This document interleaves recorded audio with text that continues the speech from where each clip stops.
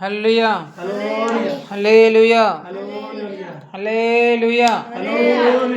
ఏమో కొత్త సంవత్సరం వచ్చాక బాగా ఉత్సాహం మీకు నిరసించిపోతుంటారా? అల్లు సక్రమం చెప్పట్లేదా? పోయిన సంవత్సరాన్ని బాగా గట్టిగా చెప్పినారు, ఈ సంవత్సరం ఏందో కొత్త సంవత్సరం ప్రయోజనం కూడా మీకు చెప్పండి. హల్లెలూయా హల్లెలూయా. మంచిది. పాటల వాక్యంలోకి వెళ్దాం. చివరిసారిగా జరిగిన కుటుంబ ప్రార్థనలో మీరు దేని గురించి తెలుసుకున్నారు? చెప్పండి. చివరిసారిగా జరిగిన కుటుంబ ప్రార్థనలో మీరు దేని గురించి తెలుసుకున్నారు? మీరు నూతన సృష్టిగా ఎలా చేయబడతారు అనే అంశం గురించి చివరిసారిగా జరిగిన కుటుంబ ప్రార్థనలో మా నాన్న ద్వారా దేవుడు మాట్లాడినాడు.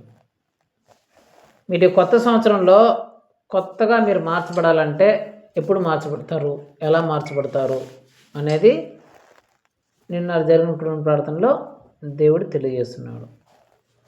అంతకుముందు జరిగిన కుటుంబ ప్రార్థన అంటే జాషువా ఇంట్లో జరిగిన కుటుంబ ప్రార్థనలో ఎవరైనా మన ఇంట్లో కానీ మన బంధువుల ఇంట్లో కానీ రక్త సంబంధులు కానీ ఎవరైనా చనిపోయిన తర్వాత నీళ్ళు చల్లించుకుంటారు కదా, క్రైస్తవులు అలా నీళ్ళు చల్లించుకోవాలా చల్లించుకోకూడదా, చల్లించుకోవాలంటే బైబిల్ ప్రకారం ఎలా చల్లించుకోవాలా అనే అంశం గురించి దేవుడు ఆ రోజు మాట్లాడుతున్నాడు. ఒకవేళ మీకు తెలియకపోయింటే, మీరు వినకపోయింటే, మీరు చూడకపోయింటే ఎక్కడ ఉంటుంది? మన ఛానల్లో యూట్యూబ్లో ఉంటుంది కాబట్టి చూడండి, తెలుసుకోండి ఈ రెండు విషయాలు. ఒకటి, నూతన సృష్టిగా నువ్వు మార్చబడాలంటే ఎప్పుడు మార్చబడతావు? ఈ కొత్త సంవత్సరంలో నువ్వు కొత్తగా ఎప్పుడు మార్చబడతావు? ఒకటి. రెండోది, మన బంధువుల్లో, స్నేహితుల్లో, లేకపోతే మన రక్త సంబంధికుల్లో, మన కుటుంబ సభ్యుల్లో ఎవరైనా చనిపోతే నీళ్ళు చల్లించుకోకూడదా చల్లించుకోకూడదా? ఈ అంటు ముట్లు ఉంటాయా లేవా? ఉంటే ఎలాగా, లేకపోతే ఎలాగా? చల్లించుకోవాలంటే ఎలా చల్లించుకోవాలి, చల్లించుకోకూడదంటే ఎలా, ఎందుకు చల్లించుకోకూడదు అనే అంశం గురించి దేవుడు ఆ రోజు మాట్లాడినాడు. మీరు ఒకళ్ళు రాకపోయింటే యూట్యూబ్ ఛానల్లో ఉంటుంది కాబట్టి మీరు వినండి, తెలుసుకోండి, ఆ వాక్య ప్రకారం నడుచుకోండి. హల్లెలూయా. సరే, మనం వేటిని ధ్యానిస్తున్నాం? క్రిస్మస్ అంశాల గురించి ధ్యానిస్తున్నాం. క్రిస్మస్ అంశాల గురించి ధ్యానిస్తూ, క్రిస్మస్ సందర్భం కాబట్టి క్రిస్మస్ అంశాలు ధ్యానించాం పోయిన నెలంతా. కానీ ఇంకా ఈ కంప్లీట్ అయ్యా, ఇంకా 2-3 అంశాలు చెప్పాలని దేవుడు చెప్పినాడు కాబట్టి ఆ 2-3 అంశాలు అయిపోయిన తర్వాతే మరలా మత్తయి సువార్తలోకి మనం వెళ్తాం. ఆల్రెడీ క్రిస్మస్ సందర్భాల్లో 3 అంశాల గురించి మాట్లాడేసినాం. ఒకటి, యేసు ప్రభువారు ఎందుకు ఈ భూమి మీదకి రావాల్సిన అవసరం ఏమైంది అనేది చూసుకున్నాం క్రిస్మస్ అంశంలో. రెండో క్రిస్మస్ అంశంలో యేసుక్రీస్తు ప్రభు అయిన యేసుక్రీస్తు వారి వంశావళిలోని తండ్రుల యొక్క ప్రత్యేకతలు ఏంటి అనేది చూసుకున్నాము. తర్వాత మూడో క్రిస్మస్ అంశంలో దేవుడైన యేసుక్రీస్తు వంశావళిలోని తల్లుల యొక్క ప్రత్యేకతలు, ఈ 3 అంశాల గురించి చూసుకున్నాం. తర్వాత ఇంకా క్రిస్మస్ పనుల్లో వాటిలో బిజీ అయిపోయినాం కాబట్టి మనం కుటుంబ ప్రార్థనలు అక్కడ జరగలేదు. మరలా ఈరోజు వస్తున్నాం. ఈరోజు నుంచి ఇంకా 3 అంశాలు మాత్రమే డిస్కస్ చేసుకుంటాం.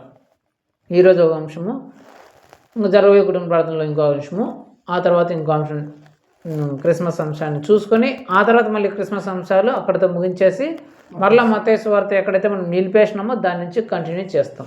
హల్లెలూయా. సరే, ఈరోజు దేవుడు చెప్పాలనుకున్న క్రిస్మస్ ఒక అంశం ఏంటంటే లూకా సువార్త 1వ అధ్యాయం 34వ వచనం. నేను చదువుతాను, మీరు వినండి. అందుకు మరియా, నేను పురుషుని ఎరుగుని దానినే, ఇది ఎలాగూ జరుగునని దూతతో అనగా, దూత, పరిశుద్ధాత్మ నీ మీదకు వచ్చును, సర్వోన్నతిని శక్తి నిన్ను కమ్ముకొనును గనుక పుట్టబోవు శిశువు పరిశుద్ధుడై దేవుని కుమారుడనబడును. హల్లెలూయా. ఇక్కడ దేవుడు చెప్తున్న మాట ఏంటంటే,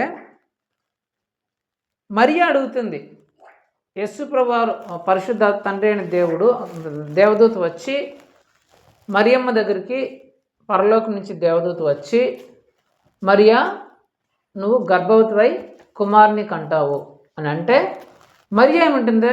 అయ్యో ప్రభువా, నేను పురుషుని ఎరుగుని దానినే, మరి నేను ఎలాగా గర్భవతి అవుతాను, ఎలాగ నేను కుమారుని కంటాను అని అంటే అప్పుడు ఆ దేవదూత ఏం చెప్తున్నాడంటే, మరియా సర్వోన్నతుని శక్తి నిన్ను కమ్ముకుంటుంది. ఎప్పుడైతే సర్వోన్నత శక్తి నిన్ను కప్పుకుంటుందో అప్పుడు నువ్వు పరిశుద్ధాత్మను పొందుకొని ఆ బలము చేత గర్భాన్ని ధరిస్తావు.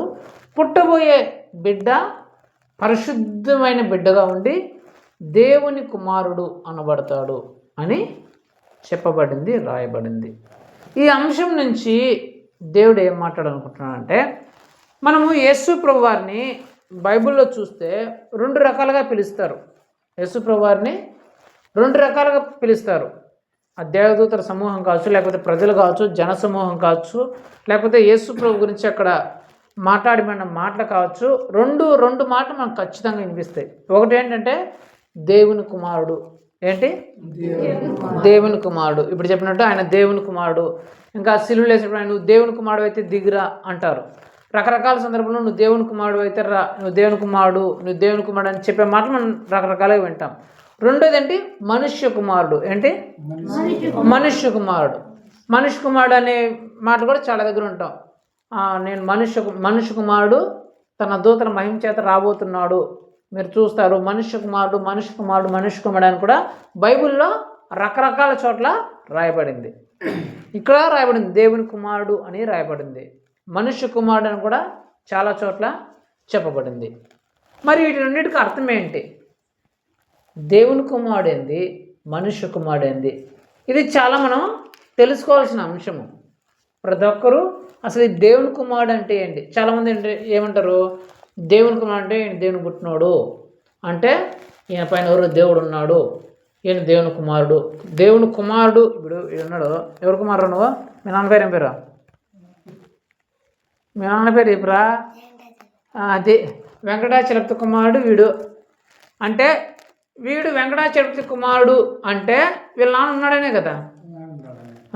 కుమారుడు అంటే వాళ్ళ నాన్న ఉన్నాడు కదా. అట్లా దేవుని కుమారుడు అంటే పైన ఈయనకంటే పైన ఇంకో దేవుడు ఉన్నాడు అని చెప్పేవాళ్ళు చాలామంది ఉంటారు.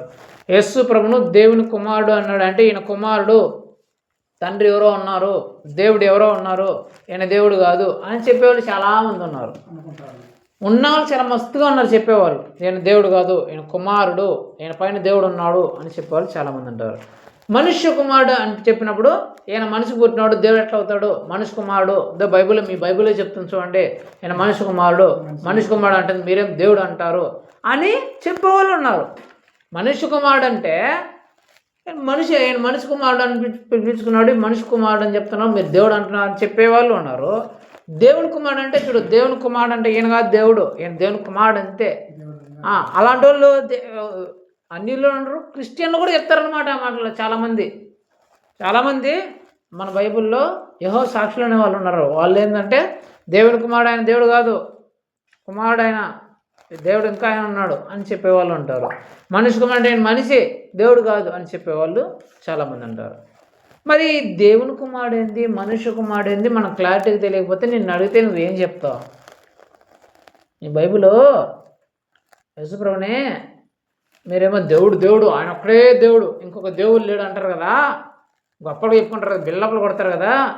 మరి మీ బైబిల్లో దేవుని కుమారుడు అని రాయబడిందే, ఆయన కుమారుడు కదా, అంటే ఆయన మీద దేవుడు ఉన్నాడు కదా, ఆ దేవుడు కదా మీరు నమ్మాల్సింది, కుమారుని నమ్ముతున్నారు ఏంది అని చెప్పేవాళ్ళు మస్తుగా ఉన్నారు.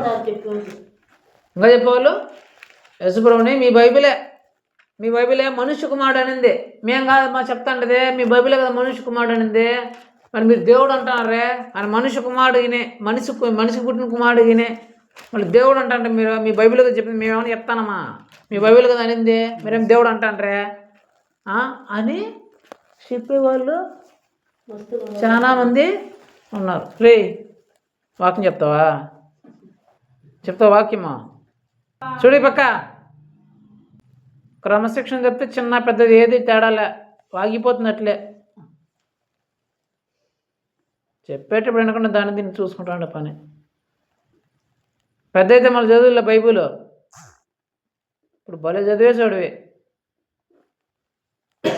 హల్లెలూయా.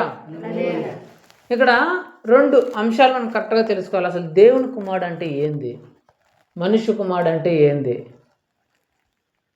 మనిషి కుమారుడు అని అంటే ఈయన దేవుడు కాదా? మనిషా? యేసుప్రభు మనిషా? దేవుడు కాదా? మనిషి కుమారుడు అని బైబిల్ చెప్తుంది కదా. అంటే యేసుప్రభు మనిషా? దేవుడా? దేవుడైతే మళ్ళీ మనిషి కుమారుడు అని ఎందుకు రాయబడింది? ఆయన మనిషి కుమారుడు అని ఎందుకు రాయబడింది? మనుషులు పుడితే దేవుడు ఎట్ట అయిపోతాడు? మనిషి కుమారుడు ఆయన అని చెప్పింది కదా. లేదు దేవుని కుమారుడు అయితే దేవుని కుమారుడు అని బైబిలే చెప్తుంది కదా. కుమారుడు అయితే దేవుడు ఇంకో ఆయన కదా. మరి ఏంది ఇది? ఇది ఏంది అని చాలా మందికి చాలా సందేహాలు వస్తూ ఉంటాయి. ఎవరైనా మనల్ని అడిగితే కూడా ఈ విషయం మనం తెలుసుకోకపోతే వాళ్ళకి చెప్పలేము ఆన్సరు, తిరిగి చెప్పలేము దానికి సమాధానం. సో ఇవి చాలామందికి అనుమానం ఉంటుంది, డౌట్ ఉంటుంది, ఏం చెప్పాలో తెలియని పరిస్థితి. సో ఇప్పుడు దీని నుంచి దేవుడు మనకి ఈ మాటలని కరెక్ట్గా అర్థం చేసుకోవాలని చెప్తున్నాడు అనమాట. అసలు మనుష్య కుమారుడు అంటే ఏంటి, దేవుని కుమారుడు అంటే ఏంటి అనేది మనం తెలుసుకోవాలి. అది తెలుసుకుంటే అప్పుడు యేసుప్రభు మనిషా దేవుడా, లేకపోతే ఆయన దేవుని కుమారుడా, ఆయన పైన దేవుడు ఉన్నాడా అనేది మనకు తెలుస్తుంది. కాబట్టి ఈరోజు దేవుడు ఈ అంశం నుంచి మనందరితో మాట్లాడుతున్న మాట, యేసు ప్రభుని మనుష్య కుమారుడు దేవుని కుమారుడు అని అన్నారు కదా. మరి ఆ మాటలకు అర్థం ఏంటి? దేవుని కుమారుడు మనుష్య కుమారుడు అనే మాటలకి అర్థం ఏంటి అనే అంశాల నుంచి దేవుడు ఈరోజు మనతో మాట్లాడబోతున్నాడు. సో మొట్టమొదటిలో దాంట్లో ఫస్ట్ది ఏంటి? మనుష్య కుమారుడు. యేసు ప్రభు ఏమని పిలిపించుకున్నాడు? మనుష్య కుమారుడు అని పిలిపించుకున్నాడు. అసలు యేసు ప్రభు మనుష్య కుమారుడు అని పిలిపించుకున్నారు కదా. అసలు మనుష్య కుమారుడు అంటే ఏంటి అనేది మనం తెలుసుకోవాలి. మనుష్య కుమారుడు అంటే ఏమని చెప్తాం? మనుష్య కుమారుడు అంటే ఎవరు పుట్టిన వాళ్ళు? ఎవరు పుడితే మనుషుల కుమారుడు అంటాం, మనుష్య కుమారుడు అంటాం?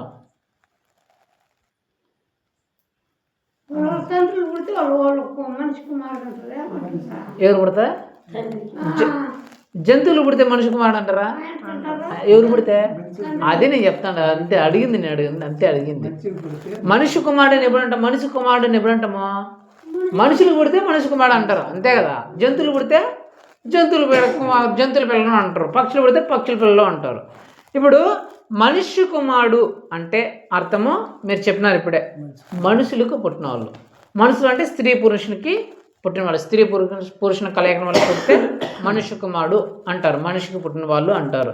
ఇప్పుడు లోకానికి సంబంధించి మరి యేసు ప్రభువుకి సంబంధించి ఈ మనుష్య కుమారుడు యొక్క అర్థం ఏంటో మనం తెలుసుకోవాలి. అప్పుడే ఈ యేసు ప్రభు వారు మనుష్య కుమారుడు అని ఎందుకు పిలిపించుకున్నారో మనకు అర్థమవుతుంది. మనుష్య కుమారుడు అంటే స్త్రీ పురుషునికి పుట్టినవాడు, అంతే కదా. స్త్రీ పురుషునికి పుడితేనే మనుష్య కుమారుడు అంటారు. సాధారణంగా ఈ లోకంలో ఎవరైనా సరే మనుషులు ఎలా పుడతారో ఒక స్త్రీ పురుష కలయిక వల్లే పుడతారు, అంటే స్త్రీ పురుషునికి మాత్రమే పుడతారు. అలా పుడితే ఏమంటారు? మనుష్య కుమారులు అంటారు. అదే జంతువులు పుడితే జంతువుల కుమారులు అంటారు, పక్షులు పుడితే పక్షుల పిల్లలు అంటారు. అర్థమైందా? అంటే మనుష్య కుమారుడు అంటే మనుషులకు పుట్టినవాడు, మనుషులకు పుట్టిన వాళ్ళని మనుష్య కుమారులు అంటారు. ఇదేంటి? సాధారణంగా ఎట్లా? స్త్రీ పురుషునికి పుట్టిన వాడిని మనుష్య కుమారుడు అంటారు, ఇది సాధారణంగా. మరి యేసు ప్రభు వారి విషయంలో మనుష్య కుమారుడు అంటే అర్థం ఏంటంటే మనుషులకు పుట్టినవాడు అని కాదు, స్త్రీ పురుషునికి వాడిని పుట్టినాడని కాదు, స్త్రీ గర్భంలో పుట్టినవాడు అని. హల్లెలూయా. మామూలుగా మనుష్య కుమారుడు అంటే స్త్రీ పురుషుడు ఇద్దరు ఉంటే పుట్టితే మనుష్య కుమారుడు అంటారు, అంతే కదా. స్త్రీ పురుషుడు ఇద్దరి కలయికల్లో పుడితే మనుష్య కుమారుడు అంటారు. కానీ యేసు ప్రభు విషయంలో మనుష్య కుమారుడు అంటే ఈయన స్త్రీ పురుషుని పుట్టినాడని కాదు, స్త్రీ గర్భంలో పుట్టినాడు కాబట్టి ఏమైనాడు? మనుష్య కుమారుడు అయినాడు, మనిషి కుమారుడు అయినాడు. జంతువు పుట్టినాడు ఆయన? చాలా మంది దేవుళ్ళ దేవతలో కొన్ని చెప్తాంటారు, మేము కూర్మావతారం అంటే మా దేవుడు పందిలాగా పుట్టినాడు, ఈ తరంలో పందిలాగా పుట్టినాడు, మా దేవుడు తాబేలులాగా పుట్టినాడు, మా దేవుడు కుక్కలాగా పుట్టినాడు, మా దేవుడు ఆవులాగా పుట్టినాడు, మా దేవుడు ఇంకొక సింహంలాగా పుట్టినాడు, మా దేవుడు జింకలాగా పుట్టినాడు, మా దేవుడు ఏనుగులాగా పుట్టినాడు అని చెప్పుకుంటూ అంటారు కదా. పంది పుడితే ఎవరు కుమారుడు? పంది కుమారుడు. సింహాన్ని పుడితే సింహం కుమారుడు, ఎలుగు పుడితే ఎలుగు కుమారుడు. అంటే వాళ్ళ ఎవరెవరు పుట్టినారు వాళ్ళు జంతువులకో పక్షులకో వేడి వరకు పుట్టినారు. కానీ యేసు ప్రభు స్త్రీకి పుట్టినాడు. అర్థమైందా? అట్లా జంతువుల రూపంలో పుట్ల ఆయన, ఒక పంది రూపంలో పుట్ల, ఒక కుక్క రూపంలో పుట్ల, ఒక జంతువు రూపంలో పుట్ల, ఒక ఏనుగు రూపంలో ఇట్లా పుట్ల యేసు ప్రభు ఎవరిలో పుట్టినాడు? మనిషి రూపంలో పుట్టినాడు. మనిషి గర్భంలో నుంచి పుట్టినాడు. స్త్రీ పురుషుల వల్ల పుట్ల, స్త్రీ గర్భంలో పుట్టినాడు. అందుకు మనుష్య కుమారుడైనాడు. జంతువుల గర్భంలో పుట్టింటే జంతువు కుమారుడు అని అంటారు. కానీ ఆయన జంతువుల గర్భంలో పుట్ల, మనిషి గర్భంలో పుట్టినాడు కాబట్టి మనుష్య కుమారుడైనాడు. అర్థమైందా తేడా? సాధారణంగా మనుష్య కుమారుడు అంటే, మనుషుల కుమారులు అంటే ఏంటంటే స్త్రీ పురుషునికి పుట్టిన వాళ్ళు. కానీ యేసు ప్రభు విషయంలో మనుష్య కుమారుడు అంటే ఈయన జంతువులకో పక్షులకో వాళ్ళకి వీళ్ళు పుట్టినవాడు కాదు, స్త్రీ గర్భంలో అంటే మనిషి గర్భంలో పుట్టినవాడు. దానికే మనుష్య కుమారుడు అయినాడు. మరి ఈయన ఎందుకు మనుష్య కుమారుడు అని పిలిపించుకున్నాడు? పిలిపించుకోవాల్సిన అవసరం ఏమొచ్చింది? ఆయన పిలిపించుకోవాల్సిన అవసరం ఏమొచ్చింది? మనుష్య కుమారుడు అని పిలిపించుకోవాల్సిన అవసరం ఏమొచ్చింది? ఇప్పుడు యేసు ప్రభు వారు మా అమ్మ చెప్పినట్లు మనిషి పుట్టినాడు కాబట్టి మనిషి కుమారుడు అని పిలిపించుకున్నాడు అనుకుందాం. మిగిలిన వాళ్ళు మా దేవుడు పందిలాగా పుట్టినాడు, మాకు పందికి పుట్టినాడు అని పిలిపించుకుంటారా? నేను పందికి పుట్టినాను, నేను గాడిది పుట్టాను, నేను పక్షి పుట్టినాడు, నేను కాకి పుట్టినాడు, నేను కుక్క పుట్టినాడు అని పిలిపించుకుంటారా? మరి యేసు ప్రభు ఎందుకు పిలిపించుకున్నాడు మనిషి కుమారుడని? మరి యేసు ప్రభు మనుష్య కుమారుడు ఎందుకు పిలిపించుకున్నాడు? పట్టుబట్టి పిలిపించుకున్నాడంట. ఇప్పుడే కాదు, రెండో రాకల్లో కూడా ఆయన ఏమని చెప్పినాడు? నేను దేవుళ్ళకి వస్తాను చెప్పలా. మనుష్య కుమారుడు రెండవ రాకడ యందు వచ్చినప్పుడు మీరు చూస్తారు చెప్పినాడు కదా. అదే కదా పలికింది ఆయన మాట. నేను దేవుడిగా వచ్చినప్పుడు అని చెప్పినాడు. మనుష్య కుమారుడు రెండవ రాకడ యందు వచ్చినప్పుడు మీరు చూస్తాడు. అప్పుడు కూడా ఏమని పిలిపించుకున్నాడు? మనుష్య కుమారుడనే పిలిపించుకున్నాడు. ఎందుకు పిలిపించుకోవాల్సిన అవసరం ఏమొచ్చింది? అట్లయితే మేము పందుల్లో కూడా మేము జంతువుల కుమారులను పిలిపించుకోవాలి కదా వాళ్ళు కూడా. మరి యేసు ప్రభు వారు ఎందుకు పర్టికులర్గా మనుష్య కుమారుడు అని అన్నిసార్లు పిలిపించుకున్నాడు అంటే దాని వెనకాల ఏదో అర్థం ఉండాలి కదా. అర్థం ఉంటేనే కదా పిలిపించుకుంటారు. ఊరికే పిలిపించుకుంటేస్తారా? ఊరికే ఎవరైనా పిలిపించుకుంటారా? దాని వెనకాల ఏదో ఒకటి అర్థం ఉంటేనే పిలిపించుకుంటారు. ఇప్పుడు ఎలక్షన్లు జరగబోతాయి. ఏం ఎలక్షన్లు జరగబోతాయి? సర్పంచ్ ఎలక్షన్లు జరగబోతాయి. ఎవరెవరు పోటీ చేస్తారు కదా. వాళ్ళు ఇంకా సర్పంచ్ కూడా అయ్యిండ్రు, నామినేషన్ కూడా వేసిండ్రు. ఇంకా వీళ్ళు సర్పంచ్ కాదు అని కూడా తెలిసిండదు.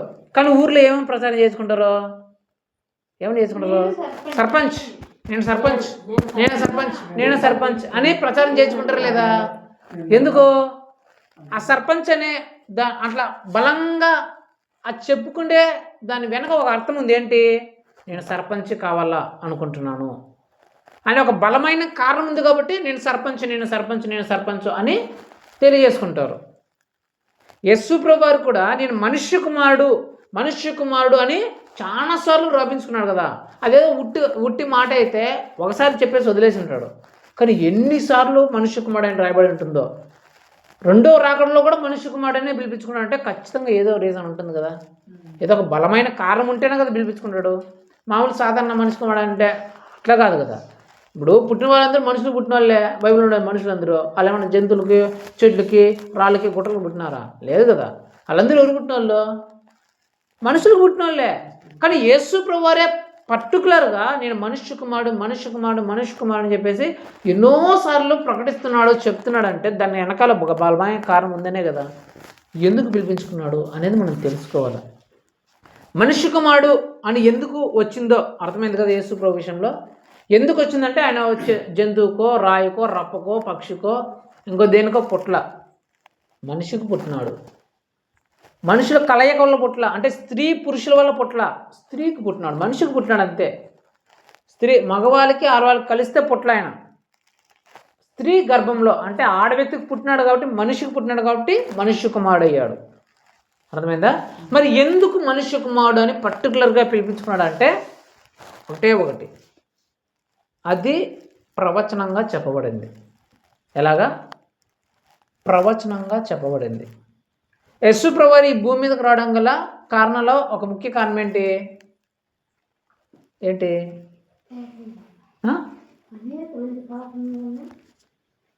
అన్నిట్లో ఒక ముఖ్య కారణం ఉంది. అదేం కారణం చూస్తాను, నేను చదివిస్తాను చూడండి. మత్తయి సువార్త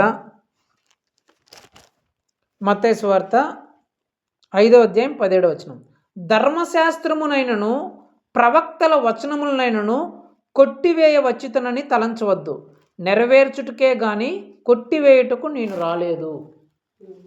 యేసు ప్రభువారు ఈ భూమి మీదకి రావడం గల కారణంలో ఒక కారణము, ఏవైతే ప్రవక్తల ద్వారా చెప్పబడినాయో ప్రవచనాలు, ఆ ప్రవచనాన్ని నెరవేర్చడానికి వచ్చినాడు ఆయన.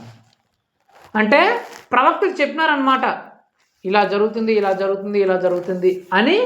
ఏమైతే జరుగుతుందని చెప్పారో ఆ చెప్పిన వాటిని ప్రతి ఒక్కదాన్ని నెరవేర్చడానికి దేవుడు యేసు ప్రభు వచ్చాడు.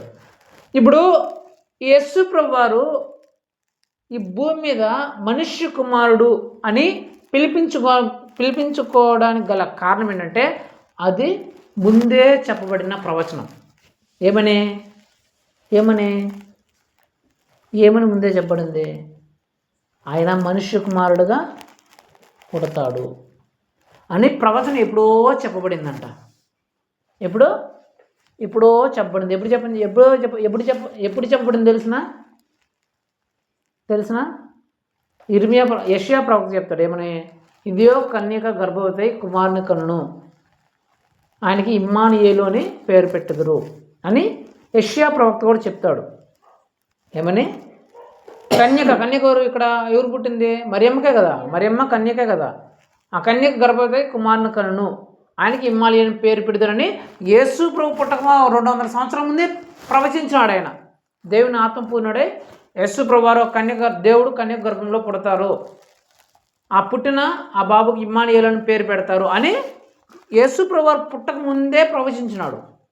మరి యేసు ప్రభు ఇచ్చింది ఎందుకు? ఆ ప్రవచనాన్ని నెరవేర్చడానికి. ఇది పక్కన పెట్టండి. ఇది ఎప్పుడు? యేసు ప్రభు భూమి మీదకి రాక 2 సంవత్సరాల ముందు. మరి ప్రవచనం అప్పుడు చెప్పబడింది. అది ఎప్పుడు? ముందంటే ఎప్పుడు చెప్పబడింది? సందర్భం మీకు తెలుసా? మనుష్య కుమారుడు అంటే మీకు చెప్పాను కదా, అర్థమైంది కదా. ఏంటి? స్త్రీ పురుషునికి పుట్టినవాడు కాదు యేసు ప్రభువారు, స్త్రీ గర్భంలో పుట్టినవాడు, అంతే కదా. స్త్రీ సంతానముగా పుట్టినవాడు, అర్థమైందా? మామూలుగా సాధారణంగా మనుష్య కుమారుడు అంటే స్త్రీకి పురుషునికి పుడితే మనుష్య కుమారుడు అంటారు. కానీ యేసు ప్రభు విషయంలో మనుష్య కుమారుడు అంటే స్త్రీ సంతానంగా పుట్టినవాడు, అంటే స్త్రీ ద్వారా పుట్టినవాడు, జంతువులు పక్షుల ద్వారా కాకుండా స్త్రీ సంతానంలో పుట్టినవాడు అని చెప్పబడింది. మరి ఆయన పర్టికులర్గా మనుష్య కుమారుడుగా పిలిపించుకోవడం గల కారణం ఏంటంటే, అదొక ప్రవచనం. ఏమని? ఈయన స్త్రీ సంతానముగా పుడతాడు, అంటే స్త్రీలకు పుడతాడు, అంటే మనుషులకు పుడతాడు, జంతువులకు, చెట్లకు, రాళ్ళకు, రప్పలకు, పక్షులకు వాటికి పుట్టడు, స్త్రీ సంతానంగా పుడతాడు అని ప్రవచనం. ఆ ప్రవచనం ఎప్పుడు? యెషయా చెప్పినప్పుడు కాదు. ఎప్పుడు తెలిసిన? ఫస్ట్ చేసింది ఎవరెవరిని చేసినాడు? ఎవరిని చేసినాడు? ఆదామును అవ్వను చేసినారు. ఆదామును అవ్వను చేసిన తర్వాత వాళ్ళు పాపం చేసినారు. ఏం చేసినారు? ఏందా పాపం? పండు తినేసినారు. తిన్న పండు తినేసినారు. తినేసిన తర్వాత యేసు ప్రభు వచ్చినారు, దేవుడు దిగి వచ్చినాడు, వాళ్ళకి శాపాలు పెట్టినారు. ఎవరికి? ఫస్ట్ ఎవరు పుట్టినాడు? పాము పెట్టినాడు. ఎవరికి? ఫస్ట్ ఎవరికి పెట్టింది శిక్ష? పాముకి. పాముకి ఏం పెట్టినాడు శాపము? తాగుతావు, నేల మీద పోతావు కదా. అది చదివిస్తా చూడండి, అక్కడ ఏం రాయబడి ఉంటుందో. ఆదికాండం 3వ అధ్యాయం 14-15. అందుకు దేవుడైన యెహోవా సర్పముతో, నీవు దేని చేసినందున పశువులన్నింటిలోనూ భూ జంతువులన్నింటిలోనూ నీవు శపింపబడిన దానిపై నీ కడుపుతో ప్రాగుచు నీ బ్రతుకు దినములన్నీ మన్నుతుందు, మరియు నీకును స్త్రీకిని నీ సంతానమునకు ఆమె సంతానమునకు వైరము కలుగజేసేదను. యేసు ప్రభు దేవుడు చెప్తున్న మాట, పాముకి ఇస్తున్న ఆ శాపం ఏంటంటే, నీ సంతానముకు స్త్రీ సంతానముకు వైరము అంటే శత్రుత్వము కలుగజేస్తాను. అక్కడ సర్పంలో ఎవరున్నారు? ఎవరు రూపంలో వచ్చిన సర్పం? ఆ సర్పం రూపంలో వచ్చింది ఎవరు? సాతాను వచ్చింది. సాతానుతో దేవుడు చెప్తున్న మాట ఏంటి? నీకు స్త్రీ సంతానానికి వైరం, శత్రుత్వం కలిగేస్తా. సర్పం అంటే సాధారణని అర్థమైంది. స్త్రీ సంతానముగా రావాల. దేవుడు ఎవరులాగా రావాలా? స్త్రీ సంతానముగా నేను వస్తాను. అప్పుడు సాతానికి దేవునికి శత్రుత్వం, అంతే కదా. ఇది ఎప్పుడు చెప్పడం ప్రవచనము? ఆకాశం భూమి సృష్టించబడిన తర్వాత, యేసు మనుషులను చేసిన తర్వాత అప్పుడే చెప్పబడిన, అంటే ఈ సృష్టి ఆరంభంలోనే చేయబడిన ప్రవచనం. ఇవ్వబడిన మాట ఏంటి? నేను స్త్రీ సంతానముగా వస్తాను. స్త్రీ అంటే చెట్ట, జంతువా, పక్ష, ఏంటి? మనిషి. అర్థమైందా? అంటే అప్పుడు చెప్పబడింది ప్రవచనం. యేసు ప్రభు వారే దేవుడే ప్రవచనపూర్వకంగా చెప్పేశాడు, నేను స్త్రీ సంతానముగా వస్తాను, ఈ సాతానికి శత్రువుగా నేను వస్తాను, స్త్రీ సంతానంలో నేను పుడతాను అని అప్పుడే దేవుడు ప్రవచనం ద్వారా చెప్పేసినాడు. ఆయనే మాట ఇచ్చేసినాడు, నేను స్త్రీ సంతానముగా వస్తాను, స్త్రీ గర్భంలో పుడతాను, అంటే మనిషి గర్భంలో పుడతాను, మనిషి కుమారుడుగా పిలిపించుకుంటాను. అందుకే నేను చెప్పింది ఆ డిఫరెన్స్. స్త్రీ పురుషునికి పుట్టినవాడు కాదు యేసు ప్రభు, స్త్రీ సంతానంలో పుట్టినవాడు, స్త్రీకి పుట్టినవాడు. ఇక్కడ చెప్పబడిన మాట, స్త్రీ సంతానము, నీకును స్త్రీ సంతానమును ఆమె సంతానముకు వైరం కలిగేస్తాను. సాధారణంగా అయితే పురుషుడు స్త్రీ కలిస్తే మామూలుగా మనం మనుషులు పుడతాం, కానీ యేసు ప్రభు విషయంలో ఆయన స్త్రీ సంతానముగా పుట్టాల. అందుకు ఆయన స్త్రీ గర్భంలో పుట్టినాడు. పురుషుడితో సంబంధం ఉంది ఆయనకి? పురుషునితో సంబంధమే లేదు. స్త్రీ గర్భంలో పుట్టినాడు కాబట్టి స్త్రీ సంతానంగా మనుష్య కుమారుడుగా వచ్చినాడు. ఇది ఎందుకు చెప్పండిదంటే, నేను ఆ రోజు మాట ఇచ్చా కదా, మనుష్య కుమారుడుగా వస్తాను, స్త్రీ సంతానముగా వస్తాను అని ఆ ప్రవచనాన్ని ఆయన ఆదిలో చెప్పిన ఆ వాగ్దానాన్ని నేను నెరవేర్చినాను చూడండి అని చెప్పడానికే దాన్ని పర్టికులర్గా చెప్పినాడు అనమాట, ప్రత్యేకంగా చెప్పినాడు. నేను స్త్రీ సంతానంగా స్త్రీ గర్భంలో మనిషి గర్భంలో పుడతాను, మనిషి కుమారుడు అని ఎందుకు చెప్పబడిందంటే అది ప్రవచనం. యేసు ప్రభువారే ఆదిలోనే చెప్పబడింది మాట, నేను స్త్రీ సంతానముగా వస్తాను, స్త్రీ సంతానంగా వచ్చి ఆ సాతాన్ని, ఆ సర్పాన్ని చితగ్గొట్టి నా బిడ్డల్ని నేను కాపాడుకుంటాను అని అది చెప్పబడిన మాట. కాబట్టి ఆయన స్త్రీ సంతానముగా వచ్చాడు, మనుష్య కుమారుడుగా పిలిపించుకున్నాడు. అర్థమైందా? మనుష్య కుమారుడు అంటే అర్థమైందా? మనుష్య కుమారుడు అంటే సింపుల్. మనుష్య కుమారుడు అంటే సాధారణంగా మనుష్య కుమారుడు అంటే స్త్రీ పురుషునికి పుడితే మనుష్య కుమారుడు అంటారు. యేసు ప్రభు విషయంలో మనుష్య కుమారుడు అంటే అర్థమేంటంటే ఈయన స్త్రీకి పుట్టినవాడు, రాయికి రప్పకి జంతువుకి పక్షి పుట్టినవాడు, స్త్రీ సంతానంగా స్త్రీకి పుట్టినవాడు, పురుషుని ప్రమేయం లేకుండా, పురుషుడు లేకుండా స్త్రీ సంతానంలో పుట్టాడు కాబట్టి, స్త్రీ గర్భంలో పుట్టాడు కాబట్టి మనుష్య కుమారుడు అయ్యాడు. అదే జంతువు గర్భంలో పుట్టింటే జంతువు కుమారుడు అంటాడు, పక్షి గర్భంలో పుట్టింటే పక్షి కుమారుడు అంటాడు, లేకపోతే ఇంకో దాంట్లో పుట్టింటే ఇంకొక కుమారుడు అంటాడు. కానీ ఈయన అలా కాకుండా మనిషి గర్భంలో పుట్టాడు కాబట్టి మనుష్య కుమారుడు అయ్యాడు. అర్థమైందా? మనుష్య కుమారుడు ఎందుకు పిలబడిందో. ఇంక రెండోది ఏంటి? దేవుని కుమారుడు. ఏంటి? ఈయన దేవుని కుమారుడు అంటే ఈయన కుమారుడు అయితే పైన దేవుడు ఉన్నాడు అనే కదా అనుకుంటారు. ఈయన దేవుని కుమారుడు అంటే ఈయన కుమారుడు అంటే పైన ఎవరో దేవుడు ఉంటాడు అనే ఎవరికైనా సాధారణంగా అనుమానం వస్తుంది. మరి ఆయన దేవుని కుమారుడు అని చెప్పబడడానికి గల కారణం ఏంటి? ఆయన ఎందుకు దేవుని కుమారుడు అని పిలిపించుకున్నాడు? దేవుని కుమారుడు అంటే ఈయన కుమారుడా? ఈయనకి దేవుడు ఉన్నాడా? ఆయన దేవుడా? మరి ఈయన యేసుప్రభు దేవుడు కాదా? ఈయనకు పైన తండ్రి ఉన్నాడా? ఇంకో దేవుడు ఉన్నాడా? అనే అంశాలు చాలా వస్తాయి కదా. మరి దేవుని కుమారుడు అని ఎందుకు పిలిపించుకున్నాడు అంటే, మనుష్య కుమారుడు గురించి మనం చదివినాం. మనుషులు పుడితే ఏమవుతారు? మనుష్య కుమారుడు అంటారు. మరి యేసుప్రభు వారు మనుషులు పుట్టినాడా? నేను చెప్పా కదా, ఇప్పుడు మనుషులకు పుడితే అంటే స్త్రీ పురుషుని కలయిక వల్ల పుడితే మనుష్య కుమారుడు అవుతారు. మరి యేసు ప్రభు పుట్టుకలో పురుషుని స్త్రీ ఇద్దరి ప్రమేయం ఉందా? ఎవరి ప్రమేయము? పురుషుని ప్రమేయం అస్సలు లేదు. అంటే మనుషుల వల్ల పుట్టినాడు ఈయన? మనుషుల వలన పుట్ల. ఎవరి వలన పుట్టినాడు? ఇంకుండేది ఎవరు? దేవుని వలన పుట్టాడు. అర్థమైందా? ఈయన మనుషుల వలన పుట్టాడా? మనుషుల వలన పుట్ల. ఇంకుండేది దేవుడు. దేవుని వలన పుట్టినాడు కాబట్టి దేవుని కుమారుడు అనబడ్డాడు. మనుషుల వలన పుట్టింటే మనుష్య కుమారుడు అని చెప్పింటారు మామూలు సాధారణంగా. ఈయన మనుషుల వలన పుట్ల. అక్కడ రాబింటే పరిశుద్ధాత్మ వలన. పరిశుద్ధాత్మ అంటే ఎవరు? దేవుడు. నువ్వు దేవుని వలన పుట్టాడు కాబట్టి దేవుని కుమారుడు అనబడ్డాడు. అర్థమైందా? దేవుని కుమారుడు అంటే దేవునికి పుట్టినాడు అని కాదు. దేవుడు ఉన్నాడు అని చెప్తారు కదా, ఈయన మా దేవుడికి 2 భార్యలు ఉండరు, పైన భార్య కింద భార్య, మా దేవుడికి 4 భార్యలు ఉండరు. ఇట్లా ఆయన పెళ్లి చేసుకుని దేవుళ్ళు దేవతలు పెళ్లి చేసుకుంటే వాళ్ళు పుట్టినాయని కాదు. ఆయన యేసుప్రభువు వారు దేవుళ్ళు దేవతలు పెళ్లి చేసుకుంటే వాళ్ళు పుట్టినాయని కాదు. ఈ దేవుడికి ఈ దేవత పెళ్లి చేసుకున్నదంట, వాళ్ళు పుట్టినాడు ఏనంట. అట్లా పెళ్లి చేసుకుంటే పుట్టినాయని కాదు యేసుప్రభువు వారు.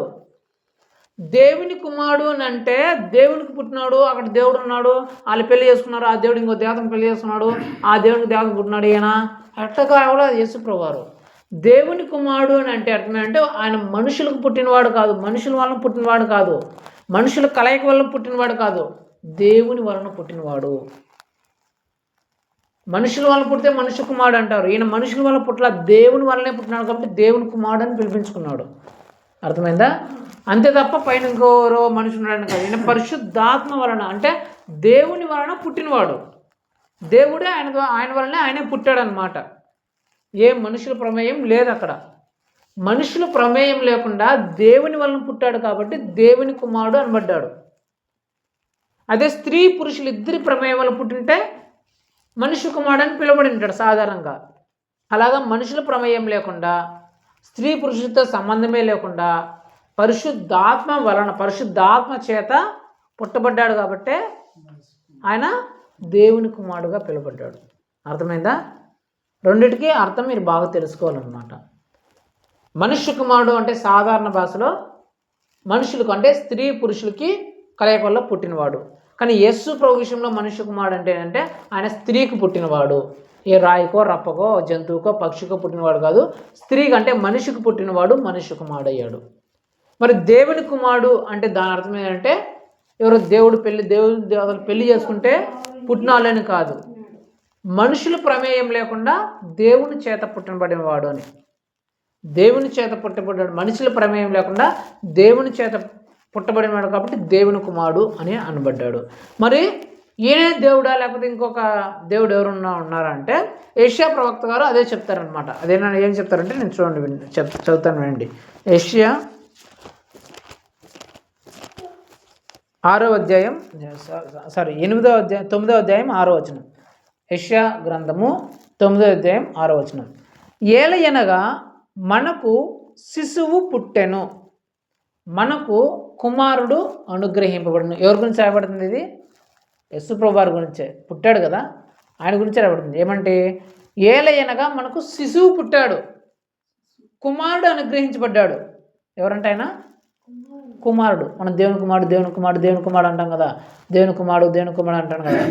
కుమారుడు అనుగ్రహింపబడ్డాడు అని రాస్తూ కింద రాస్తున్నాడు ఆ కుమారుడు ఎవరు అని రాస్తూ చూడండి.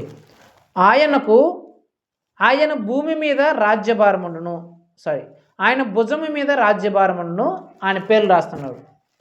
ఆశ్చర్యకరుడు, ఆలోచనకర్త, బలవంతుడైన దేవుడు, నిత్యుడగు తండ్రి, సమాధాన అధిపతి అని ఆయనకు పేరు పెట్టబడును. ఇక్కడ ఏమని రాయబడింది? ఈయన కుమారుడైతే పైన ఇంకో తండ్రి ఉండాలనే కదా. కానీ ఆయన పేరు ఏమని రాయబడిందంటే ఆయనకి ఏం పేరు అంట? ఆశ్చర్యకరుడంట, ఆలోచనకర్త అంట, బలవంతమైన దేవుడు అంట. ఎవరు? బలమైన దేవుడు. ఇంకోటి దాని తర్వాత నిత్యుడగు తండ్రి. ఎవరు? తండ్రే కదా. మనం ఈయన కుమారుడు, పైన తండ్రి ఎవరో ఉన్నారు, అయితే తండ్రిని మనం పూజించాలంటాం కదా. ఆ తండ్రి ఎవరంట? ఈయనే. ఎవరు? యేసు ప్రభువారే ఆ తండ్రి, నిత్యుడగు తండ్రి. ఆయనే కుమారుడుగా వచ్చాడు. కుమారుడు అంటే ఎలాగా? మనిషి గర్భంలో మనిషికి కొడుకుగా పుట్టినాడు అంతే. అర్థమైందా? కుమారుడుగా వచ్చాడు అంటే దాని అర్థము పైన తండ్రి ఉన్నాడని కాదు. మనిషికి కుమారుడుగా పుట్టాడు అని. ఇప్పుడు వీడు కుమారుడుగా పుడతాడు, వీడు నా కుమారుడు అంటాము. వీడి ముసలాడు పెళ్ళి అయిపోయిన తర్వాత కుమారుడు కూడా అంటామా? నా కుమారుడుగా పుట్టినాడు అంటాం.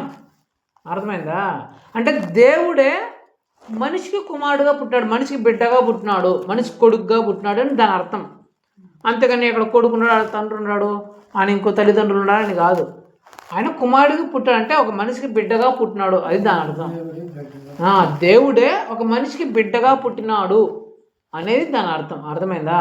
కుమారుడు అంటే పైన తల్లిదండ్రులు ఉన్నాడని కాదు, దేవుడే మనిషికి బిడ్డగా పుట్టినాడు, అందుకు కుమారుడు అని పడతాడు అంతే. అంత తప్ప ఇంకో దేవుడు పైన ఇంకో దేవుడు ఉన్నాడు ఈయన కుమారుడు అది కాదు. దేవుని కుమారుడు అంటే దాని అర్థం ఏంటంటే మనుషులు పుట్టినవాడు కాదు, మనుషుల వలన పుట్టినవాడు కాదు, స్త్రీ పురుషుల వలన పుట్టినవాడు కాదు, దేవుని చేత దేవుని వలన పుట్టినవాడు కాబట్టి ఆయన దేవుని కుమారుడు అని పడ్డాడు. అంతే తప్ప కుమారుడు కాదు, ఆయనే దేవుడు. అయితే మనుషులకు పుట్టినాడు, కుమారుడుగా బిడ్డగా పుట్టినాడు. ఇక మనిషి కుమారుడు అంటే మనిషి సంతానంలో పుట్టినాడు, అనే జంతువు సంతానంలో పక్షి సంతానంలో పుట్టలేదు. ఈ విషయం మనం తెలిసిన వాళ్ళందరికీ చెప్పాలి, అడిగిన వాళ్ళందరికీ. ఎందురా మనిషి కుమారుడు అంటారు, మీ దేవుడు మనిషే, మనిషి అయితే ఎందుకు దేవుడు అంటాండ్రే అని అంటే మనం ఏం చెప్పాలా? అరే అయ్యా, మా దేవుడు ఒక పందిలాగునో, కుక్కలాగునో, లేకపోతే ఎలుకలాగునో, తాబేలులాగునో, సింహంలాగునో, గొర్రెలాగునో, ఆవులాగునో పుట్టలేదురా. మేము ఆవులను, గొర్రెలను, పందులను, కుక్కలను పూజించే వాళ్ళం కాదు. మా దేవుడు అట్లా పందులకు, జంతువులకు, కుక్కలు పుట్టకుండా మనిషికి పుట్టినాడు కాబట్టి మనిషి కుమారుడు అంటాను మరా. అంతే తప్ప మనుషులు మనిషి కానీ కాదు, ఆయన జంతువులకు వాటన్నిటి పట్ల మనిషికి పుట్టినాడు, అదేరా మనిషి కుమారుడు అంటే అని చెప్పాలా. మరి ఏందిరా దేవుని కుమారుడు అంటే దేవుని కుమారుడు అంటారు, అయితే మీ ఆయన కుమారుడు కదా, దేవుడు ఇంకోటి ఆయన కూడా అంటే అప్పుడేం చెప్పాలా? నా దేవుని కుమారుడు అంటే ఆడంగో దేవుళ్ళు దేవతలు పెళ్లి చేసుకుని వాళ్ళు పుట్టినాడని కాదు, స్త్రీ పురుషుడు ప్రమేయం లేకుండా, అంటే స్త్రీలకు పుట్ల ఆయన, మనుషులకు పుట్ల, మనుషులు ప్రమేయం లేకుండా దేవుని వలన దేవుని చేత పుట్టినవాడు కాబట్టి దేవుని కుమారుడు అని పడ్డాడు. మనుషులు పుట్టింటే మనుషులు కుమారుడు అని పిలిచింటారు, అట్లా పిలిపించుకోకుండా దేవుని పుట్టినవాడు కాబట్టి దేవుని కుమారుడు అని పిలుస్తాము అని చెప్పాలి. మళ్ళీ ఏంద్రా దేవుని కుమారుడు అంటారంటే దాని అర్థం ఆయన దేవుని పుట్టినాడు కాదు, మనిషికి కుమారుడుగా పుట్టాడు అంటే ఆయన కుమారుడు అని కాదు, దేవుడే కుమారుడిగా పుట్టాడు, దేవుడే కుమారుడుగా పుట్టాడు తప్ప ఆయన కుమారుడు కాదు, దేవుడే బిడ్డగా పుట్టినాడు అనేది దాని అర్థం అని మనము తెలియని వాళ్ళందరికీ తెలియచేయాలి. అర్థమైందా? అందుకు దేవుడు ఎందుకు మనిషి కుమారుడుగా పిలుచుకున్నాడంటే అదొక ప్రవచనం. ఇప్పుడు ఆది అందే అప్పుడే ఆయన చెప్పి ఉన్నాడు, నేను స్త్రీ సంతానముగా వస్తాను, స్త్రీ సంతానముగా వస్తాను, స్త్రీ గర్భంలో పుడతాను, లేదా మనిషి గర్భంలో పుడతాను, మనిషి కుమారుడుగా పిలిపించుకుంటాను అనేది ఏనండమ్మా ఏనండి, స్త్రీ సంతానంలో పుడతాను, మనిషి గర్భంలో పుడతాను, మనిషి సంతానంగా పుడతాను, మనిషి కుమారులుగా పుడతాను అని, మనుషులకు బిడ్డగా పుడతానని చెప్పేసి ఆదిలో చేయబడిన దేవుడిచ్చిన మాట అది. ఆ మాటను నెరవేర్చడానికే ఆయన వచ్చి మనిషి కుమారుడని పిలిపించుకున్నాడు, ఆ ప్రవచనాన్ని నెరవేర్చడానికి. దేవుని కుమారుడు అంటే మనుషుల వలన పుట్టినవాడు కాదు, దేవుని వలనే దేవుని చేతే పుట్టినవాడు, మనుషుల ప్రమేయం లేకుండా పుట్టినవాడు అని. ఈ విషయాన్ని మనం తెలుసుకొని తెలియని వాళ్ళకి, అడిగిన వాళ్ళకి మనం తెలియజేసి ఈయన దేవుడు, నిజమైన దేవుడు, ఈయనే దేవుడు, ఈయన పైన ఏ దేవుడు లేడు, ఈయన కింద ఏ దేవుడు లేడు, ఈయన తర్వాత అసలు ఏ దేవుడు లేడు, ఈయనే దేవుడు. ఆ దేవుడే కుమారుడై వచ్చాడు. ఆ కుమారుడు ఏ విధంగా వచ్చాడంటే ఏ జంతువుల్లోనో పక్షుల్లోనో పుట్టకుండా మనుషుల్లో పుట్టాడు కాబట్టి మనుష్య కుమారుడు అయ్యాడు, మనిషికి పుట్టాడు కాబట్టి మనుష్య కుమారుడు అయ్యాడు అని చెప్పాలి. సింపుల్గా దేవుడే కుమారుడై వచ్చి దేవుని కుమారుడు అయ్యాడు, స్త్రీ పురుషుల ప్రమేయం లేకుండా. ఈయన జంతువుకో పక్షికో ఇంకో దేనికో పుట్టకుండా మనిషికి పుట్టాడు కాబట్టి, స్త్రీ గర్భంలో పుట్టాడు కాబట్టి మనుష్య కుమారుడుగా మార్చిపెట్టాడు అని మనము అడిగిన వాళ్ళందరికీ చెప్పాలి. అలాంటి కృపను, అలాంటి క్లారిటీని దేవుడు మనం దయచేసినందుకు దేవుడు స్తోత్రం చెల్లించుకుంటూ మనం ప్రార్థన చేసుకోవాలి. అర్థమైందా? మనిషి కుమారుడు దేవుని కుమారుడు అంటే హల్లెలూయా. ప్రార్థన చేసుకుందాం, కళ్ళు మూసుకోండి. మహోన్నతుడ, సర్వోన్నతుడ, సర్వశక్తుల దేవా, యేసయ్య బలమైన శ్రేష్టమైన పరిశుద్ధమైన నామం బట్టి నీకు స్తోత్రం చెల్లిస్తున్నాం ప్రభా. ఈ రాత్రి కాల సమయంలో తండ్రి నీవు నా ద్వారా మా అందరితో మాట్లాడిన మాటలను బట్టి మీకు స్తోత్రం చెల్లిస్తున్నాం ప్రభా. అవును తండ్రి, బైబిల్లో అనేక చోట్లనైనా నీ పరిశుద్ధ గ్రంథంలో మిమ్మల్ని గురించి తండ్రి దేవుని కుమారుడు, మనుష్య కుమారుడు అని ప్రభా అనేక చోట్ల రాయబడిన తండ్రి. ఆ దేవుని కుమారుడు, మనుష్య కుమారుడు అని రాయబడిన చోట ప్రభా అనేక మంది తండ్రి అనేక రకాలుగా దాన్ని అనుకుంటున్నారు. ఈయన మనుష్య కుమారుడు అయితే దేవుడు ఎట్లా అవుతాడు? ఒకవేళ దేవుని కుమారుడు అంటే పైన ఏంటంటే దేవుడు ఉన్నాడు కదా, దేవుళ్ళు ఎవరో ఉన్నారు కదా అని ప్రభా అనేక మందికి అనేక రకరకాల సందేహాలు ఉంటుండగా నాయన ఈ రాత్రి కాల సమయంలో ప్రభా మీరు మాకు నాయన ఆ మనుష్య కుమారుడు, దేవుని కుమారుడు అనే వాటికి నాయన తేడాను ప్రభా అర్థమయ్యేలాగా మాకు తెలియజేసిన దేవానికి స్తోత్రం చెల్లిస్తున్నాం ప్రభా. అవును తండ్రి, దేవుని కుమారుడు అంటే దేవాది దేవుడైన నీవే ప్రభా కుమారుడుగా జన్మించావు. స్త్రీ పురుష ప్రమేయం లేకుండా, వారిద్దరి ప్రమేయం లేకుండా స్త్రీకి నాయన కుమారుడుగా నువ్వు పుట్టావు కాబట్టి నాయన పరిశుద్ధాత్మ వలన తండ్రి పరిశుద్ధాత్మ చేత నువ్వు పుట్టావు కాబట్టి నాయన దేవుని కుమారుడుగా నువ్వు పిలిపించుకున్నావు తండ్రి. నీ పుట్టుకలో మనుషుల ప్రమేయం లేదు కాబట్టి నాయన దేవుని కుమారుడుగా పిలిపించుకున్నావు తండ్రి. ఇంకా మనుష్య కుమారుడు అనగా నువ్వేదో జంతువుకో, ఏదో పక్షికో, లేకపోతే ఇంకో రాయికో రప్పకో పుట్టినవాడు కాదు నాయన, నువ్వు మనిషి గర్భంలో పుట్టావు కాబట్టి మనుష్య కుమారుడుగా పిలిపించుకున్నావు తండ్రి. అది ప్రవచనముగా మీరు ఆదిలోనే మాట ఇచ్చారు కాబట్టి నేను మనుష్య కుమారుడుగా స్త్రీ సంతానముగా పుడతాను, స్త్రీ గర్భంలో పుడతాను అని ప్రభా నువ్వు ఆదిలోనే చెప్పినావు కాబట్టి నీ మాటను నెరవేర్చుటకు నాయన నువ్వు స్త్రీ గర్భంలోనే స్త్రీ సంతానంగానే పుట్టావు తండ్రి. నీకు స్తోత్రం చెల్లిస్తున్నాం ప్రభా. ఈ రాత్రి కాల సమయంలో ప్రభా ఈ క్లారిటీని ప్రభా మాకు దయచేసిన దేవా నీకు స్తోత్రం చెల్లిస్తున్నాం ప్రభా. ఈ క్లారిటీని మా హృదయంలో ఉంచుకొని ప్రభా మమ్మల్ని అడిగిన వాళ్ళందరికీ ప్రభా నీ కృపా సన్నిధిలో జ్ఞానం కలిగి సమాధానం చెప్పుటకు మీరు సహాయం దయచేయండి. కృప చూపిస్తాను నమ్ముతూ ఇస్తూ మా తండ్రి, మా దేవుడు, మా ప్రభువునైనా యేసుక్రీస్తు యొక్క పరిశుద్ధమైన నామములో అడిగి వేడుకుంటున్నాను నా ప్రియపరలోక తండ్రి. ఆమేన్, ఆమేన్. నా ప్రాణమా యెహోవాను సన్నతించుము, నా అంతరంగ సమస్తము ఆయన పరిశుద్ధ నామమును సన్నతించుము. నా ప్రాణమా యెహోవాను సన్నతించుము, ఆయన చేసిన పనులు దేనిని మరొకము. ఆమేన్. మన తండ్రి అయిన దేవుని ప్రేమయు, ప్రభు యేసుక్రీస్తు యొక్క కృపయు, పరిశుద్ధాత్మ దేవుని అన్యోన్య సహవాసము ఇప్పుడును ఎల్లప్పుడూ ఇక్కడ కూడి ఉన్న ప్రతి ఒక్కరితో పాటు మరి ముఖ్యంగా యేసు ప్రభు వారిని దేవుని కుమారుడిగా, మనుష్య కుమారుడిగా పిలువబడిన ఆ మాటలకు అర్థం ఏంటో నేను తెలుసుకున్న ప్రతి ఒక్క బిడ్డతో సదాకాలం తోడే నడిపించి దీవించి ఆశ్రయించి బలపరిచి స్థిరపరచును గాక. ఆమేన్. హల్లెలూయా, హల్లెలూయా, హల్లెలూయా.